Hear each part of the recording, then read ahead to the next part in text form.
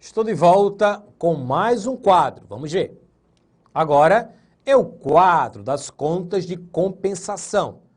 Estou evidenciando as classes que deverão ser utilizadas para a montagem de quadro a quadro. E agora vem o quadro das contas de compensação. Este quadro apresenta os atos potenciais do ativo e do passivo a executar, que potencialmente podem afetar o patrimônio do ente. Então, gente, eles não afetam de imediato, mas poderão afetar o patrimônio futuro. A mera assinatura de um contrato é um ato administrativo, é um ato que é controlado em contas de compensação e será evidenciado nesse quadro. Os valores dos atos potenciais já executados não devem ser considerados, ou seja, eles já ocorreram. Então, vamos apenas colocar nesse quadro o que ainda não afetou o patrimônio, que poderá afetar no futuro, mas ainda não afetou. Então, muito cuidado com essa informação. Os valores dos atos potenciais já executados não devem ser considerados. Então, só voltando aqui, não devem ser considerados. O que eu imagino em uma questão? A banca retirando esse não aqui, para lhe confundir, para criar uma pulha. Então, os valores dos atos potenciais já executados, você assinou um contrato, ainda não executou o contrato, então todo o valor do contrato vai aparecer nesse quadro. Mas na medida em que o contrato for sendo executado, você vai dando baixa e essa parcela já executada não vai aparecer no referido quadro. É o que temos aí, essa informação do próprio Manual de Contabilidade aplicada ao setor público. Será elaborado utilizando-se a classe 8, controles credores do plano de contas aplicados ao setor público. Classe 8, olha só.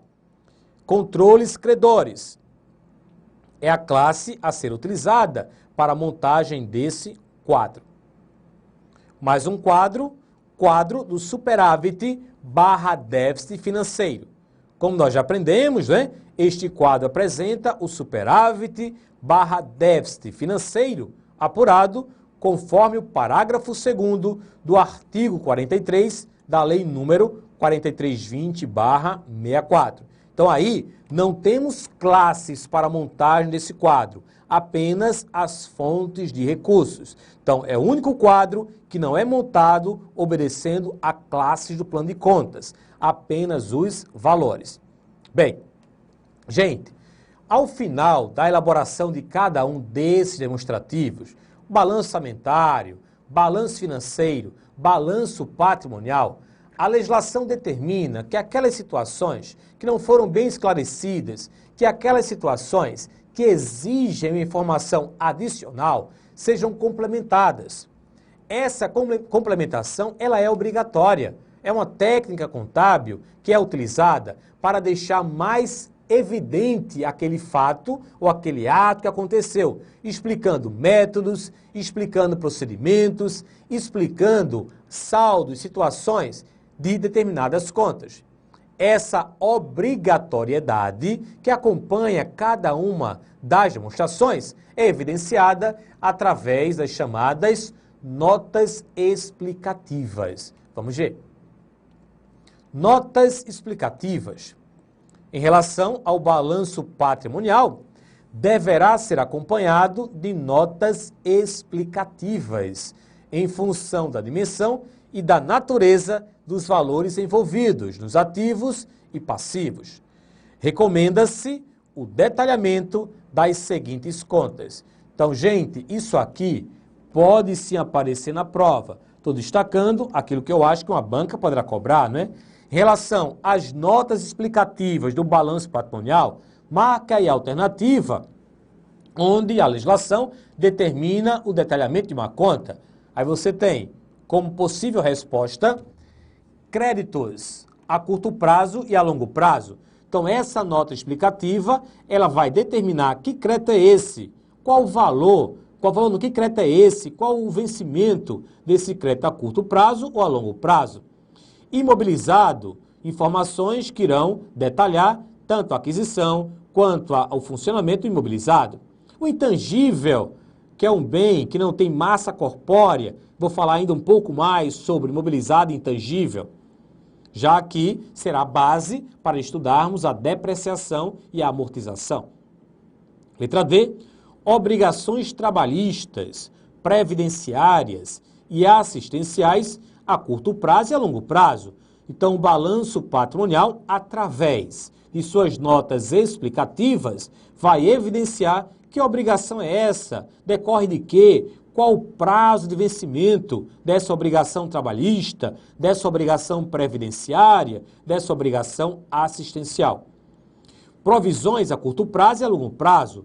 Então, nas notas explicativas, vamos encontrar as razões, as explicações dessa provisão. Por que foi provisionado isso? Qual a fundamentação legal? Qual a técnica utilizada para a montagem e elaboração dessa provisão, para chegarmos a um valor que foi provisionado? E, por fim, demais elementos patrimoniais quando relevantes. Então, gente, essas letras A, B, C, D, E e F poderiam aparecer em uma questão, uma das alternativas, para que você pudesse validar caso a banca tivesse cobrado a necessidade em relação ao balanço patrimonial para o detalhamento através de notas explicativas. Então, uma dessas contas você teria que marcar como alternativa correta. Continuo. Também é recomendado que as políticas contábeis relevantes que tenham reflexos no patrimônio sejam evidenciadas, como as políticas de depreciação, amortização e exaustão. Ainda vamos estudar o que é depreciar, o que é amortizar e o que é exaurir um bem. Mas quando começamos a depreciar, temos que utilizar um método. Temos vários métodos, vamos aprender. Se houver uma mudança de metodologia, essa mudança deverá ser evidenciada através de notas explicativas. Por que houve essa mudança? Qual a política adotada agora para a depreciação, para a amortização e para a exaustão? Ok? Bem, então essas notas explicativas irão acompanhar também o balanço patrimonial. Depois de toda essa teoria dos demonstrativos, especificamente agora do balanço patrimonial, eu destaquei algumas questões para serem trabalhadas aqui e agora, para fundamentarmos e para treinarmos mesmo tudo que foi colocado de forma teórica, pois na prova o que vale é a questão. E por conta disso, vamos agora ficar de olho vivo para as questões selecionadas na tela. Olho vivo. Olha só a primeira questão, bem tranquila. As contas relativas ao passivo financeiro, ativo financeiro e saldo do exercício anterior pertencem, respectivamente, aos balanços. Gente, você, primeiro passo, identifique nessa questão qual o enfoque que a banca deu.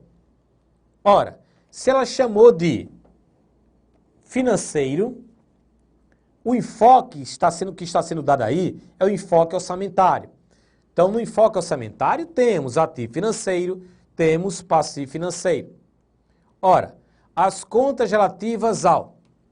Vamos apagar aqui. As contas relativas ao passivo financeiro, ativo financeiro. Passivo financeiro, ativo financeiro, separando. São contas de que balanço?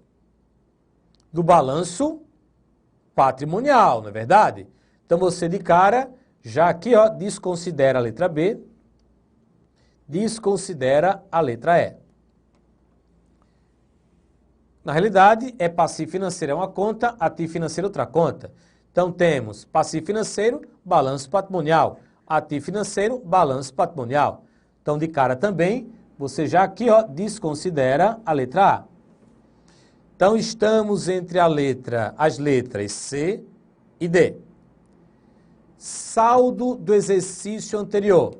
O saldo da disponibilidade do exercício anterior. Aparece em que balanço? Aparece no balanço financeiro. Então, desconsidere a letra C. e podem marcar como gabarito a letra D. Logicamente que essa primeira questão, ela trabalhou ainda o enfoque orçamentário, que nós já aprendemos aqui. Então, gabarito, letra D de dado. Questão 2.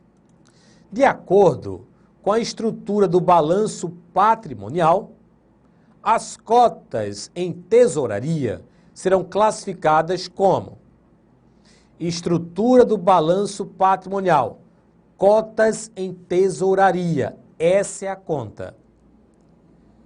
Esse balanço patrimonial mencionado na questão obedece, já que a banca trabalhou essa conta, ó, cotas em tesouraria, isso aqui é o enfoque patrimonial. E você, para responder essa questão, tem que ter em mente a disposição, a classificação com detalhamento das contas. Cotas em tesouraria é uma conta classificada como patrimônio líquido. Isso está onde? Está no balanço patrimonial. Olha só, temos aqui o grupo patrimônio líquido, composto de patrimônio social e capital social, adiantamento para futuro aumento de capital, reservas de capital, ajustes de avaliação patrimonial, reservas de lucros, demais reservas, resultados acumulados. E agora a gente respondendo a questão, ações / cotas em tesouraria, que faz parte do patrimônio líquido. Então, qualquer um desses elementos poderiam ter sido cobrados na questão e a resposta seria patrimônio líquido. Então, se liguem e podem pegar o quadro principal e ler bastante a sua estrutura, pois assim poderá ser cobrado. Terceira questão. No que se refere à classificação dos elementos patrimoniais, o grupo não circulante é o conjunto de bens e direitos realizáveis e obrigações exigíveis. Gente, o grupo não circulante. Aprendemos que você pode ter no balanço patrimonial o ativo não circulante, pode ter também o passivo não circulante. O ativo, bens mais direitos. O passivo, obrigações. Passivo, obrigações. Mas qual o critério para classificarmos no não circulante? Quer sejam bens ou direitos, quer sejam obrigações. É isso que a banca cobrou. Letra A. Mantidos essencialmente para fins de negociação. Mantidos essencialmente para fins de negociação. Ora, se eu adquiri um bem ou um direito, ou contratei uma obrigação, onde a minha intenção não é permanecer com ele ou com ela, adquiri um bem para negociar, eu não posso colocá-lo num grupo de longo prazo, já que a minha intenção é se desfazer rapidamente desse elemento que foi adquirido. Então, a letra A, mantidos essencialmente para fins de negociação, ela não se aplica ao não circulante. Ela se aplica ao grupo circulante. Letra B. Dentro do ciclo operacional normal da entidade. Esse ciclo operacional, como nós aprendemos, compra, vende, recebe, ele é utilizado para se classificar um elemento do circulante. Se tudo isso ocorrer dentro do ciclo operacional da entidade, será classificado no circulante. Portanto, fora a letra B. Letra C. Até 12 meses da data das demonstrações contábeis. O que é que acham? Estou falando do não circulante. Até 12 meses da data das demonstrações contábeis. Se é até 12 meses, temos aí um atributo para o circulante. Então, fora a letra C. Letra D, após 12 meses da data das demonstrações contábeis. Agora sim, se após 12 meses, temos um longo prazo, temos um não circulante. E a letra E, até 6 meses da data das demonstrações contábeis. Se não é a letra C, muito menos a letra E. Fora. Então, pode marcar como gabarito a letra D de dado. Quarta questão. A característica inerente às obrigações pelo prazo de vencimento denomina-se. Gente, obrigações pelo prazo de vencimento. Se estamos aqui falando de obrigações, é o passivo. E o passivo pode ser circulante ou não circulante. E eu atrelei e associei ao passivo, já que são obrigações, que critério, que característica? A característica da exigibilidade. Ou seja, essa minha obrigação deverá ser paga em quanto tempo? Quanto mais próximo o prazo, a data de vencimento, inicialmente vamos classificar essa obrigação no balanço patrimonial. Ela vai aparecer logo de cara. Então, o critério é o critério da exigibilidade.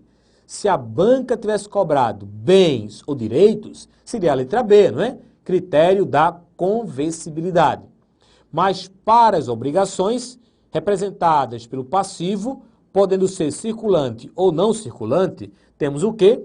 O critério da exigibilidade. Essa é a característica inerente às obrigações pelo prazo de vencimento. Então, pode marcar a letra A.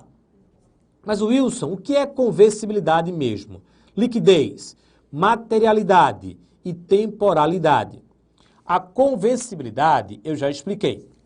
A qualidade do que pode ser conversível, ou seja, característica de transformação de bens e direitos em moeda.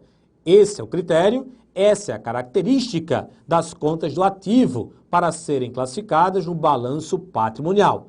A convencibilidade. Liquidez. Em contabilidade, corresponde à velocidade e facilidade com a qual um ativo pode ser convertido em caixa.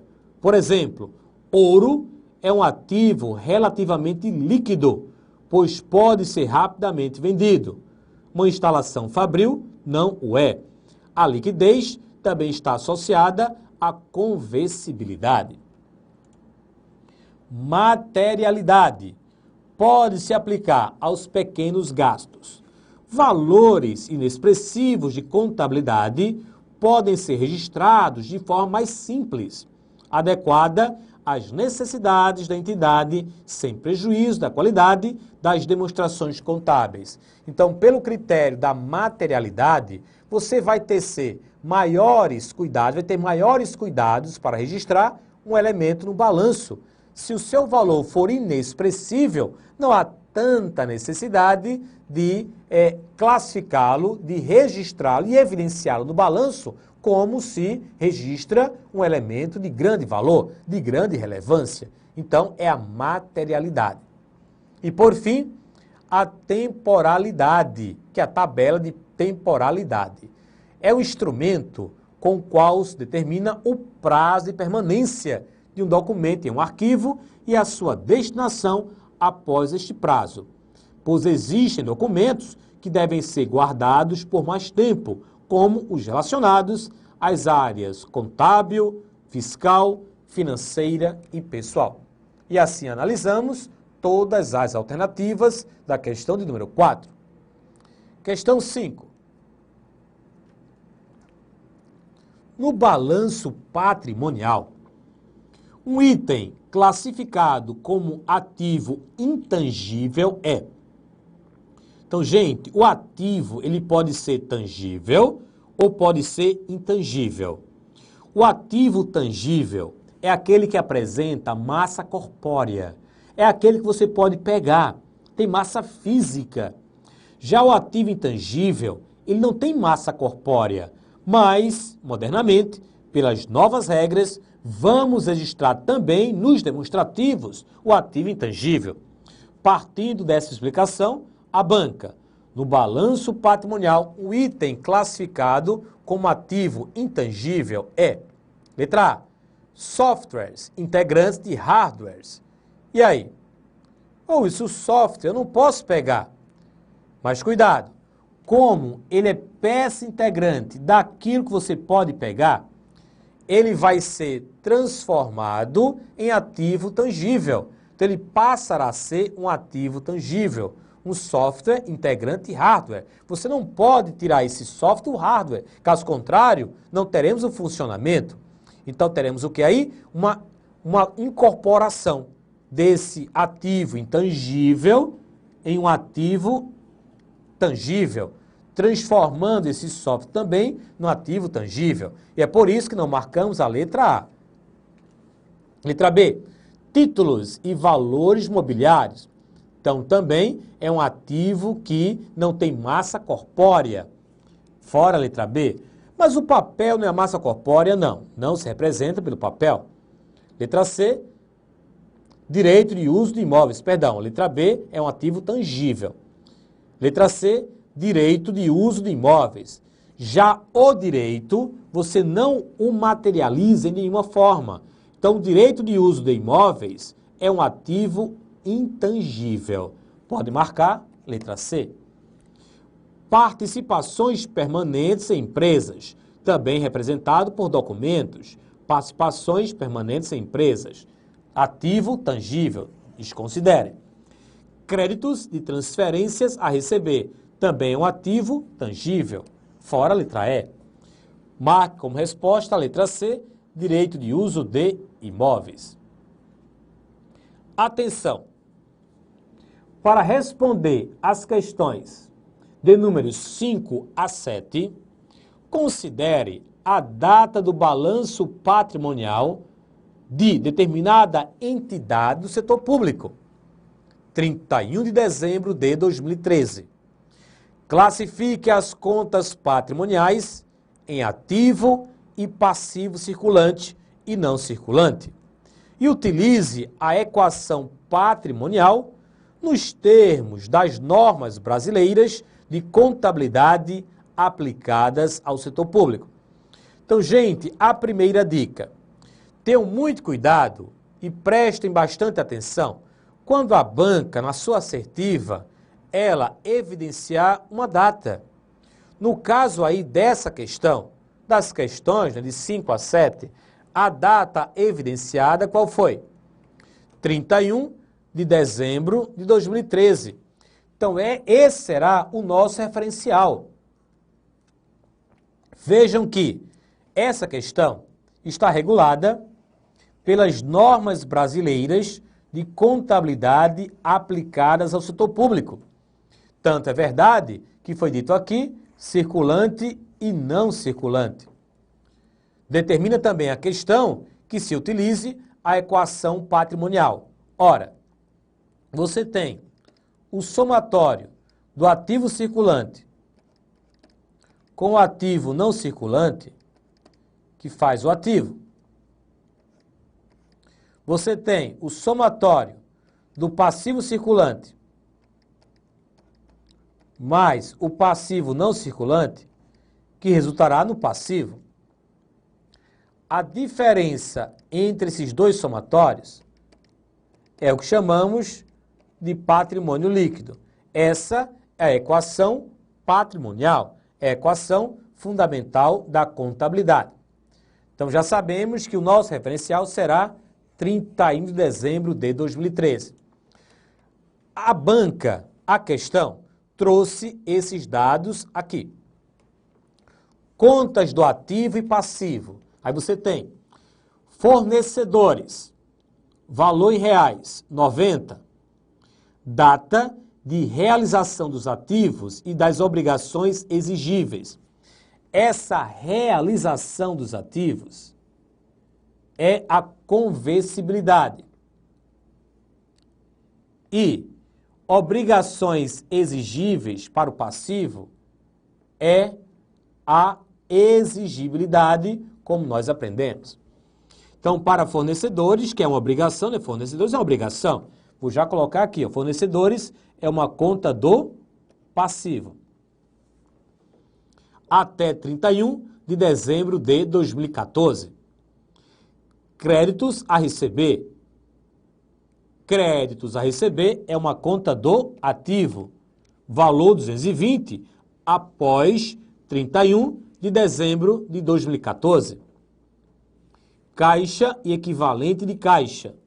Também é uma conta do ativo. Livre movimentação, porque o caixa é o próprio numerário. Não preciso converter o caixa em dinheiro, porque ele já é o dinheiro. Empréstimos externos, conta do passivo.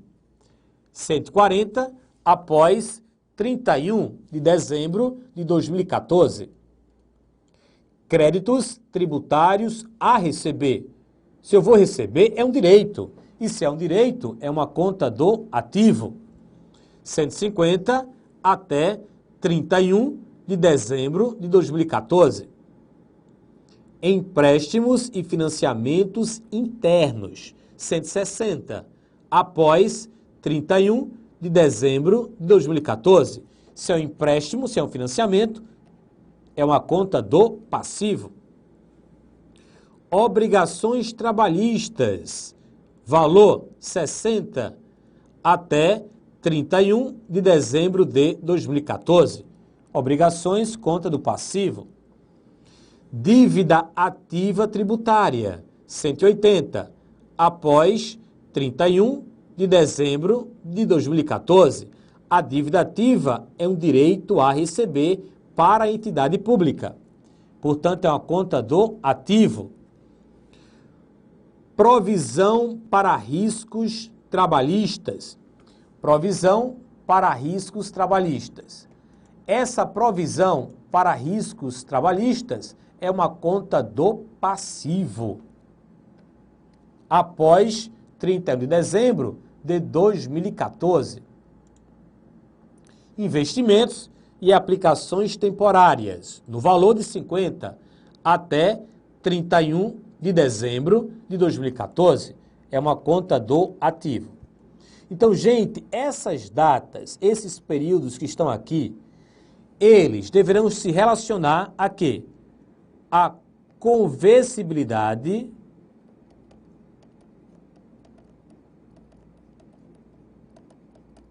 e também a exigibilidade.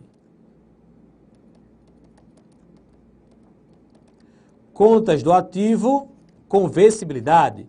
Contas do passivo, exigibilidade. E a partir desta informação, você vai classificar o passivo como circulante ou não circulante, o ativo como circulante ou não circulante. Vai efetuar a soma e vai responder a questão. Então, o primeiro passo, o que é que eu fiz? Já classifiquei as contas do passivo e as contas do ativo. Você já sabe, pelo slide anterior, que a referência qual é? 31 de dezembro de 2013. Então, o balanço patrimonial foi encerrado nesta data. A partir desta data é que você começará a contar até 31 de dezembro de 2014, as contas irão pertencer ao circulante. Após essa data, as contas irão pertencer ao não circulante.